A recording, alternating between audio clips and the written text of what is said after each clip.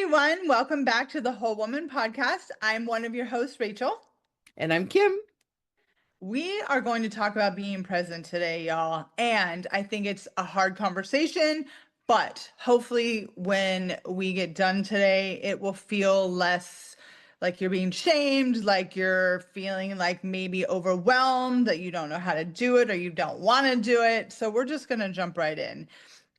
I want to hear from you, Miss Kimmy. What does being present really mean to you?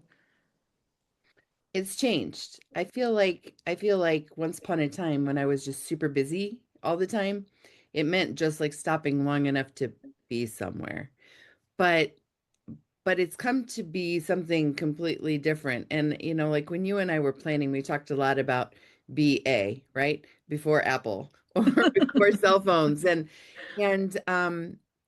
for me, being present now is very difficult. My life has slowed down. I have time to really do the things I choose to do, but I also have this horrible thing in my back pocket or in my bag all the time. And then, like somebody who loves you thinks, "Oh, I'm going to give you this watch." Right? I'm always connected, and connected to me is like the anti presence formula. How Mhm. about you? I think I agree with you 100%. That phone is a distraction and I but it is different for me because I don't have a lot of excess stuff out there to distract me from being in the moment. I would like to tell you that I find because my partner always has to have something on, whether it's a podcast or the TV or music. So that for me is hard when he wants to then have a conversation and all this extra noise is happening. It's very hard for me to be present in the conversation that we're having. Right. So I don't know how many times I've told him, I'm like, can you turn that off? Can you turn that down? Can you come in this room and talk to me instead of, so for me, being present is outside distractions. But yes, that phone, I have to sometimes just like put it down, put it on the counter, walk away because there's so much content out there. And before you know it, you can have wasted 30 minutes to an hour just like that. Hmm. So, damn those phones. Yeah. Well, it's so funny because I have those conversations with my husband too. I mean, like he loves noise all the time. In the car, it's the radio and sometimes talk radio, sometimes music. When he's home, there's always noise, always noise. And when he's out of town, I live in silence for the most part. I mean, I might turn music on sometimes, but even that is like at a low level and rarely words unless I'm cleaning. Then I like crank it up. Of Um, course. but but what I've noticed is like when you go out and um sitting across the table from someone like we are right here, I mean, and trying to talk to someone, and when you look around, the whole world is looking at their phone. And Mhm. I just feel like we've lost this real connection with people, and um, it's hard. It's so hard. And with the holidays coming, i- I know that there's going to be moments when the whole family's gathered together or friends have gathered together, and we're going to experience the same thing. You're going to find all these people on their phone. It's almost like we've forgotten how to connect. And or if we can't share something funny from our phone, like it doesn't matter? I hear you. Have you heard of this thing where at holiday family dinners, whoever's hosting has a basket that everyone's phone has to go into before dinner? I would love that. I feel like there would be a ton of protest. I really do. I mean, like my immediate family, my kids would do it, you know. I don't know if my husband would. Because he would tell me I can control it, but he's the same guy who we're having a serious conversation and he's having this conversation like this, and I just keep talking and he's not reacting, and so I stop talking. And then he notices and he looks up and he goes, "What are you doing?" And I'll say, "Well, I was talking to you." And he's like, "I can hear you, Oh my God, I know. but you're not listening." Right? Right. Yeah, that I think is the bigger answer here, right? There's listening and then there's I can hear you. Yeah. Yeah, you can hear lots of things going on at the same time. And I do believe more than anything, like one of our senses is more heightened than the other. And I think for me, it's hearing. I don't like to hear 300 other things going on if I'm trying to focus on something. Hmm. And even my honey today was like the because it's finally gorgeous here today, like a breeze, it's beautiful, no humidity. And he said, "Do you want the window open?" And I said, "Not while I'm recording, because who knows what will go on outside and it will distract me." Yeah. So I think it's an important skill to develop, right? It's an important thing to know about yourself. Can I really focus on this conversation if there's all this outside noise going on? Hmm. But I think it's an amazing idea to have the phone basket at holiday dinners. I'd like to have one every day. I mean, really, to like have maybe, I don't know, what's it like in your house? I mean, how often do you guys sit across from one another at a table or sit next to each other on the couch or whatever and like look at each other so that you can connect? I don't know. There's so much to me like I love Zoom. Some people don't like Zoom, they'd rather be on the phone. I love the fact that I can see your expressions. I love the fact that I can see your eyebrow go up when I've said something ridiculous. I love that. Yeah. And if in the absence of us being able to share a cup of coffee across the table, to me this feels connected. It feels like we're present with one another.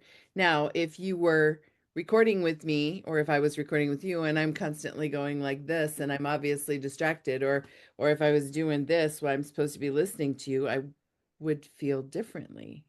No? Mm-hmm. I Um, agree with that. I hear you. I think doing this the way we do it, it does force us to be present and in the moment with each other. I think that having that expectation of other people, there's nothing wrong with saying to that other person, "Hey, if this is not a good time for you right now, let's reschedule or let's have this conversation at another time."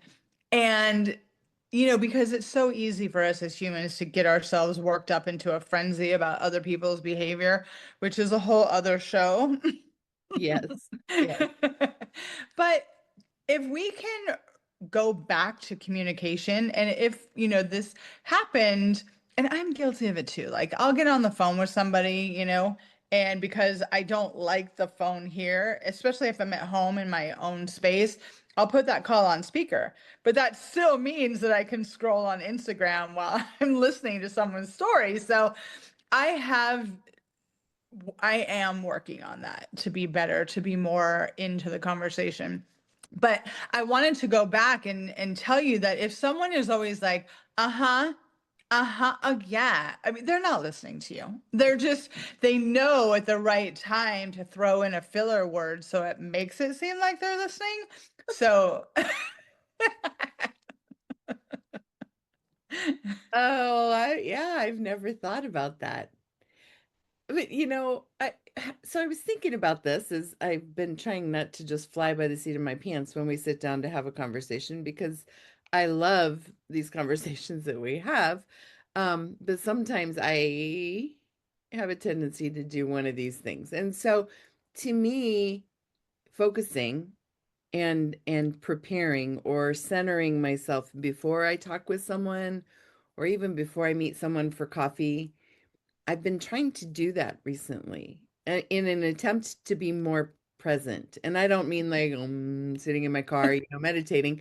Um, but I really have been trying to, I pull up in front of the restaurant and I put my car in park and I turn everything off and I do close my eyes and I try to just put myself into this moment for a little bit because I was finding that I was meeting my friends And in the midst of a conversation, I've got 100 other things going through the back of my head. And it's not my phone, it's not whatever. It's just that we get consumed and I feel like I'm never really where my feet are.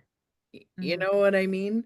Yeah. Um, do you I know you volunteer, you do a bunch of different things besides having your organization business and this podcast, and you personal train people. So I know that you've got all kinds of different things swirling around as well. Yeah. How do you connect with, like, really connect with people, you know? Is there anything you do? Um, so there's kind of a couple of different things that I do to answer your question fully.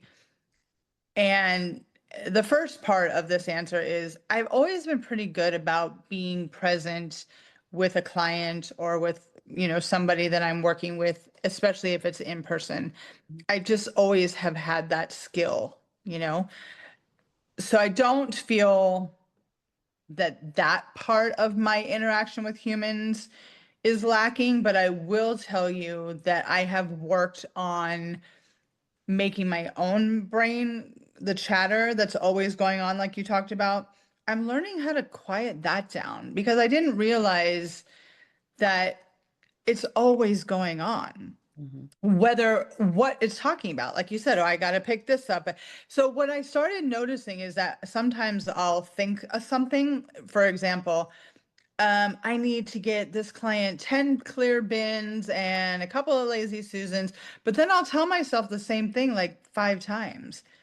I'm like, why do I need, because your mental energy is just as important as your physical energy. So Right. I started noticing that. I'm like, why do I feel like I need to be hearing something at all times, right? And I don't know if that's something habit that I've formed or because there is some noise always going on in my house. I'm not sure, but I've just become more aware of it. So I started telling myself things like, your thoughts are not facts. Like, shh, it's okay. Yeah. I've already said this. Whatever I have to bring the attention back because I don't want my brain to just be going a million miles an hour at all times. It's exhausting. So Mhm. that's what I've been doing to kind of be more aware and more present in the moment. Gotcha.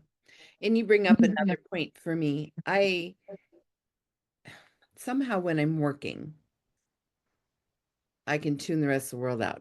I can totally focus on my client or totally focus on their work, or something that I need to do for you because I've given you my promise, as someone you've hired to get the job done.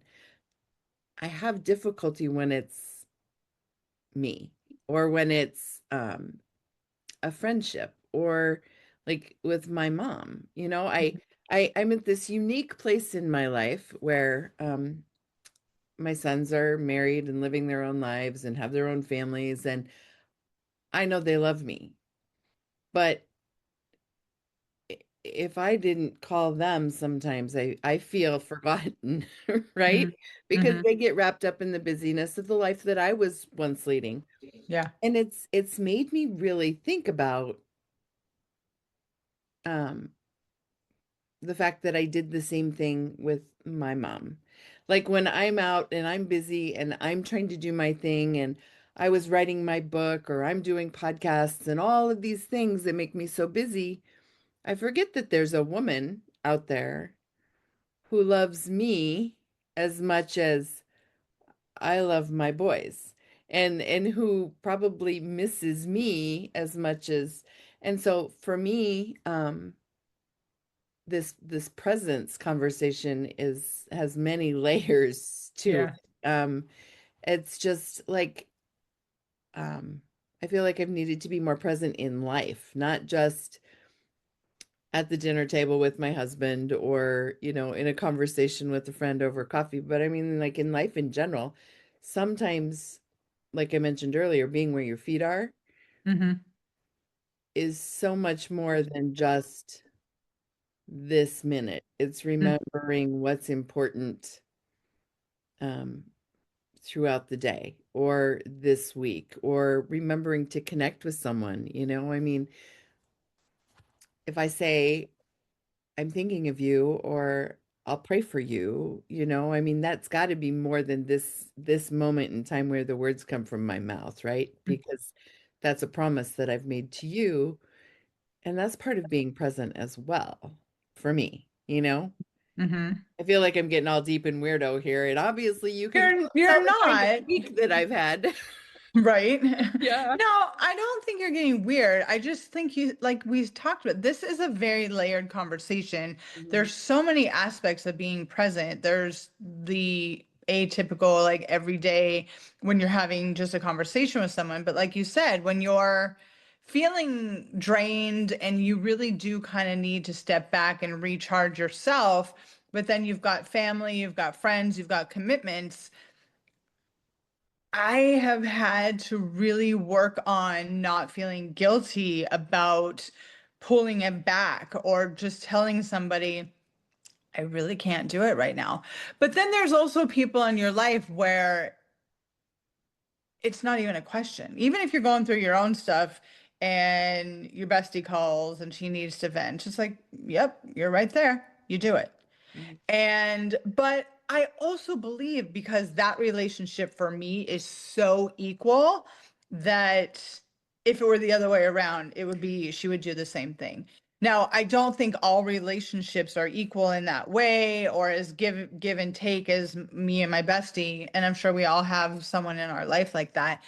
But if someone who has always got an issue, always has a problem, and doesn't really choose to work on it, and they call me and I'm in my own, it's like, no, no, no, I don't have time for you. Mhm. But instead of forcing myself to be there or feeling guilty because I don't want to be there, I think that also too comes from as we get older, what's important? What is important? Is it to sit there and be like, oh my God, I said I would do this, but I don't want to do this? No, I don't want to do it. I'm sorry. I've got to go. Yeah. Yeah. Yeah. Yeah. And that's somewhere where I also have to work because I'm the eternal people pleaser, right? And I want to help and accommodate everyone. And I know you are too. I mean, like it's so easy to say, yes, I can help. Yes, I'd love to talk. Yes, yes, tell me more. And um, and we personally paid the price for that. Um, so how do you kind of alluded to it a little bit, that you are taking care of yourself, but when you have those moments where you just don't have the capacity to be present with someone, but they're important to you, do you have like um a 1 foot in method that you use? Because I mean, like some people, like your mom, if your mom were to call you even on a day where like you don't have it, maybe you can't give her everything, but you want to give her something, right? I mean, how do you deal with that? I think it's kind of what I was just saying. If there are certain people in my life that they get even a dialed down version of me, I it comes with an acceptance, I think. Yeah. For this person and this person and this person, I will do my best to be present. And if that means that after that phone call or after that conversation that I need to just go be quiet for a few more extra minutes, then that's what I'll do. Mhm. But there is rarely, as of late, I think in the past few years, where I allow myself to get so involved in other people's stuff where I feel so depleted.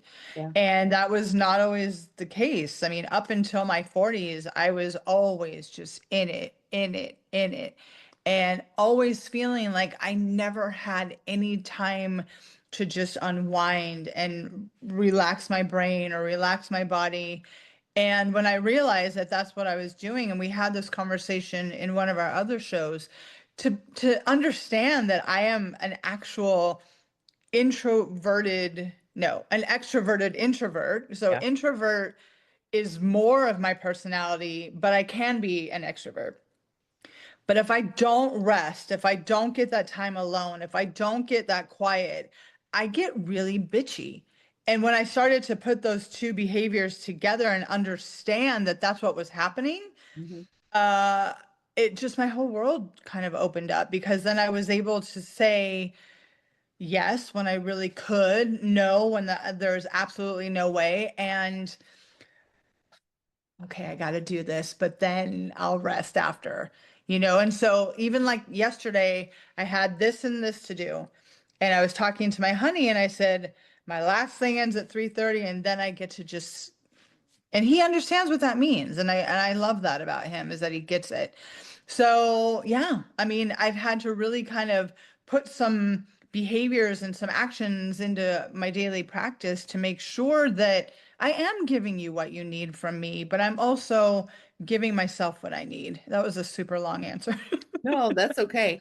I was just thinking, I am so unable to not just set myself on a shelf and take care of. I mean, like I know that about me, right? And I'm not dead yet, so there's still time to like work on this. But I've started like basically open when I feel this way or when I'm depleted, I've started caring for the people I love the most, those people that I can't say no to, with a public service announcement at the beginning that, I love you and I want to be here for you. Um, but I'm not all here, I mean, so let's just visit and let's just, and I want to be here for you, but maybe we need to do our good work tomorrow. Maybe Mhm. today is just for connecting and I don't know. Tried to be more honest with people and honest Kim is not always capable. And Mhm. that was just really hard for me to say. So, Yeah. maybe it's working. Yeah. So, do you, when somebody in your circle asks for your time and your energy, and you notice that feeling, that heaviness on your chest when that person asks you, are you aware of when that happens? Like you pick up the phone or you look at the phone, you see who it is, you're like, not today. Are you recognizing that? I I don't know. I rarely look at the phone and think, no. Okay. There are times when I'm in the middle of it, when I'm in thick and deep, where I'm Yeah. like, oh, why did I pick up the phone? Okay. Okay. Yeah, but yeah, that's that. So I think starting with you, starting to recognize, because that is your body giving you a telltale sign, like this person is going to suck a lot of energy from you. Mhm. This person is going to need something from you.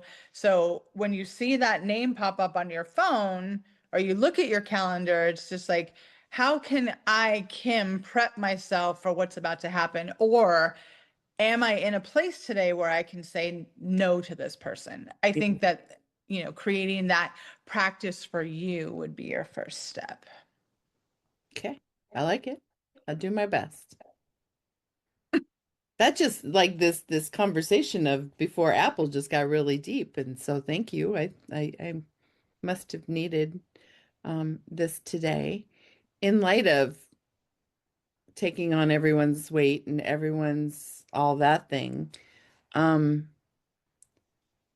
we have those people that we already know are going to be like an energy suck. And the holidays are coming, right? I mean, you and I, it's not like we're gonna celebrate the holidays for 3 months, but we're gonna talk about things that come up during the holidays for the next few months. And so so before you go to a gathering, whether it's October, November, December, and you know that there's going to be that person there, and it's going to be filled with drama, or it's going to be heavy, or it's going to be something.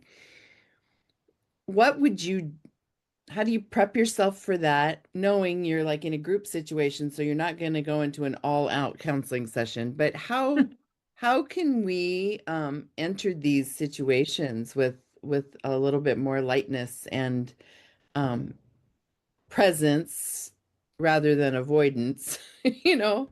Um, Yeah. do you have any of those people in your life, or is it just my family? It's not just your family, but I was about to say, unfortunately, our lifestyles in that way are very different. You know, we talked about holidays a couple of weeks ago, and my partner and I, like, all we don't have family here. And so, and the last thing that we, after years and years of doing it, want to do is travel on Thanksgiving weekend. It's just a shit show and a pain in the ass. Right. Now, but sometimes here at our apartment building, there's a Friendsgiving, which was so fun. But I'm able at this stage in my life to like make a choice. I'm not doing that anymore. I'm not spending a day with people being grateful for shitty behavior. Like, I'm not doing that. I would rather it just be me and my honey having a friggin' whatever I choose to make that night and watching a movie together. Yeah. Yeah, I have not had a bona fide family Thanksgiving in, I mean, 15 years. Yeah. Wow. Yeah. So I'm sorry, it's a little different for me. No, it's okay. I just, there's just always someone who's got a problem. And that's it's not like I don't mean it like there's always someone who's got a problem, but that's life, right? I mean, like everyone's not going to arrive at the holidays in a festive spirit, but you still want to see them. You just, Do you? well, I mean, like I'm all about the hug. I just don't necessarily need the whole story behind everything. But yeah, I don't know. Are you always hosting Thanksgiving? Is that No, your no, job? no. No. Oh, okay. I mean, I host the smaller events when it's just like Christmas. Our family's big enough and everybody's married and remarried. So, like Christmas Eve used to be just my parents and my husband and the boys. But, the boys are married and now have babies and they have parents or in-laws, all those things. And so it's just kind of hit or miss. Christmas Eve is always here and it's always Jeff and I and my parents. And then, if the boys can be here, super. If they can't be, they can't be, but we keep it small. Hmm. But we try to have at least one big family event every Yeah. year because once you mix in mine, his and hers and all the others, I mean like you start losing track of people. Um Yeah. and that's important to me too. That's again a whole nother story or show, but Yeah. um, you know, the holidays were totally different when we were kids and everybody wasn't so busy and so on demand and everything. Um, so maybe the way to wrap up this be present thing is, we live in a world where we're on call all the time. Remember the days when pagers first came out? Yes. Yep. And it's like before that, the only way that your holiday was interrupted was if the telephone would ring. And everybody was like busy celebrating with whoever everybody was. And so the phone never rang because you were with your people, not trying to track somebody down. But now it's like if you and your honey are sitting there at Thanksgiving and he dozes off watching football and you're bored, you can shoot me a text, which I would love. Happy Thanksgiving to you. But it's going to instantly pull me from my people because I'm going to hear that phone go ding or my watch is going to buzz or whatever the case may be. Right. Hmm. So, yeah, let's talk a little bit. Let's just brainstorm. Maybe Thanksgiving isn't a problem for you, but there's always going to be other situations where you want to be focused on him or you want to be present with your mom or whatever. Do you just do you just utilize the basket or I mean, like, talk to me. I hear you. And I think one of the ways that I kind of keep myself disconnected from my phone, I refuse to get an Apple Watch because I mean, I have a friend that we're in the middle of a conversation, all of a sudden it's like, no, I'm not going to be one of those people. I'm not doing that. And I always keep my Sorry. I'm like, and I do have a couple of texts. Mhm. I always keep my volume off because I don't, when it is on, it drives me batshit crazy. So I purposely keep my volume off all the time. Now, it does irk some people that I do that, but I don't care. It's my mental wellness that we are talking about here. So yeah, and now that I'm not in the city going from client to client, having to check my phone every hour, I've tried to not do that. It was a very hard thing to break up with my phone, and I'm not 100% there yet. I'm kind of like codependent. We still keep coming back to each other, but I don't have to be on my phone every hour of every day for 8 hours a day. Right. Um, so yeah, that's kind of how I manage it. What about you? I love that. I've just started leaving mine on the charger. You know, I've I've realized that I can silence, I can like click do not disturb when I'm talking to you here, or I leave my phone on silent, but this thing was driving me nuts. And so when I want to be present, I just leave everything sitting on his chargers, and uh, I can't I can't I can't. This makes me nuts too when I'm talking to someone, and I mean, the person I'm talking to, their arm is like, You're like, you're working only one shoulder there. right. Switch it up. Yeah, it's like, am I so important that I have to be on demand all the time? Nope, nope, nope. So, yeah, Well, and also too, for those people who have literally every single one of their apps have the notifications on. mhm, I don't have any of that shit on. So I don't know when somebody sends me a message anywhere else because that can literally like give you a stiff neck, always like looking, looking, looking. So I don't do it. mhm. I just don't do it. But it's a choice you have to make, right? I think that a lot of people who live on their phone, it's going to be a little more difficult, a little more challenging.